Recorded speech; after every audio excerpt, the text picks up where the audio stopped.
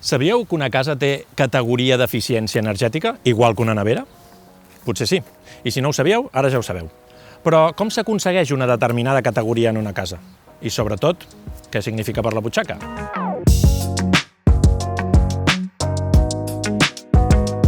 L'etiqueta d'eficiència energètica, aquesta dels colors, respon a una sèrie de criteris d'eficiència. A partir d'una fórmula matemàtica s'acaba definint una categoria que pot anar des de la A, la millor, fins a la G, la menys eficient. Aquesta, per cert, no és una etiqueta qualsevol, és d'una casa que ha fet Fustec molt a prop d'aquí.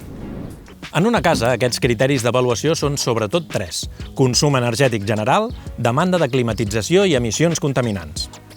El consum i les emissions tenen en compte quatre elements: la calefacció, l'aigua calenta sanitària, la refrigeració i la il·luminació. Cadascun d'aquests elements es mesura mirant quants quilowatts-hora per metre quadrat consumeix en un any. D'aquí s'acabarà obtenint un número. Com més baix sigui el número, menys energia necessària i menys emissions. Per tant, millor categoria. La categoria final s'acaba calculant a partir d'uns índexs de referència que funcionen per comparatives amb edificis tipus. Això vol dir que la xifra que obtindrem no serà el consum exacte de casa nostra, però sí que ens servirà per tenir una bona referència de com d'eficient és. Així doncs, com podem aconseguir la categoria A, la de màxima eficiència energètica? Doncs, com us podeu imaginar, reduint el consum i les emissions. I això com ho fem? Fixem-nos en aquesta casa. És un bon exemple. Qüestions com els aïllaments, un bon gruix d'aïllaments en els murs exteriors.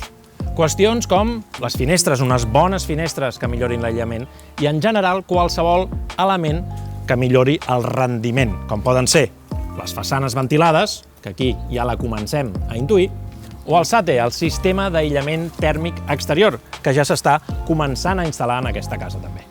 Sistemes que fan servir energies renovables, com la geotèrmia, l'aerotèrmia o les plaques solars, generen moltes menys emissions i també donaran molts més punts de cara a la certificació d'eficiència energètica. Una casa A o B és molt eficient i, per tant, té un consum molt inferior a la mitjana.